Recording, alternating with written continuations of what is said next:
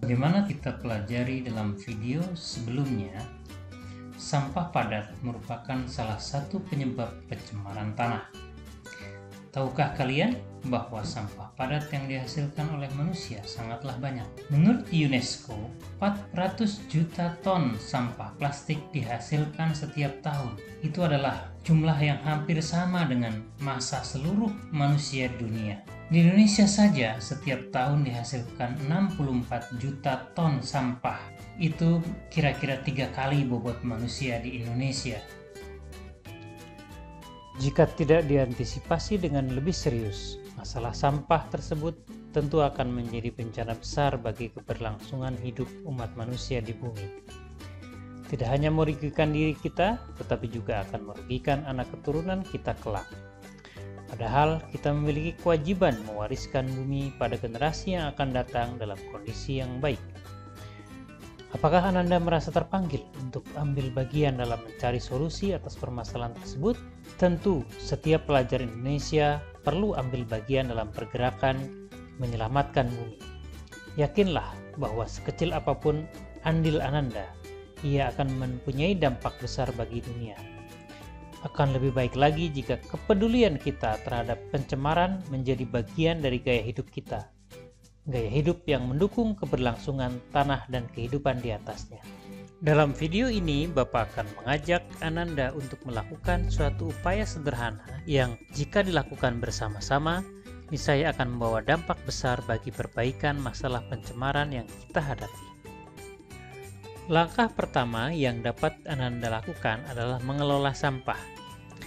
Lakukan pemisahan sampah berdasarkan jenisnya agar lebih mudah dikelola. Misalnya dengan mengelompokkan sampah organik dan non-organik. Sampah organik yang sudah dipisahkan kemudian dapat diolah menjadi kompos. Pemanfaatan sampah organik menjadi kompos akan mengurangi sampah yang dibuang ke tempat pembuangan akhir atau TPA. Pengurangan sampah yang dibuang ke TPA akan mengurangi pencemaran tanah dan mengurangi kebutuhan lahan yang dijadikan sebagai tempat pembuangan sampah, sehingga lahan bisa lebih produktif dan bermanfaat dalam jangka waktu yang lebih panjang. Tentu saja ini sangat sejalan dengan Sustainable Development Goals. Sementara itu, sampah kertas, plastik, kaca, dan elektronik bisa dipilah untuk didaur ulang. Daur ulang akan mengurangi sampah yang dibuang dan mengurangi pencemaran tanah, mengurangi penggunaan sumber daya alam untuk membuat barang baru, dan mengurangi pencemaran akibat proses produksi barang baru. Semua langkah tersebut tentu sangat berdampak pada pembangunan berkelanjutan. Selain melakukan pengelolaan sampah yang tepat, Ananda juga diharapkan menerapkan gaya hidup yang mengurangi potensi timbulnya sampah. Hal tersebut antara lain dapat dilakukan dengan mengurangi penggunaan produk yang tidak ramah lingkungan seperti plastik. Langkah ini bisa dilakukan dengan membiasakan membawa tas belanja ketika berbelanja di supermarket maupun di pasar tradisional. Walaupun sebagian besar pasar tradisional secara otomatis memberikan kantong plastik kepada pembeli, tetapi bisa diusahakan untuk menolak setiap kali hendak diberikan kantong plastik. Apakah Ananda sudah terbiasa membawa botol minum isi ulang atau tumbler? Penggunaan botol isi ulang dapat menghindari atau mengurangi pemberian botol minum plastik sekali pakai. Walaupun awalnya akan terasa sulit, tapi jika dibiasakan, lama-lama akan menjadi mudah untuk dijalani.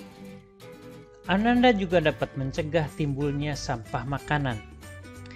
Dalam sehari-hari seringkali kita membeli atau memasak makanan terlalu banyak, yang kemudian tidak habis dan terbuang begitu saja.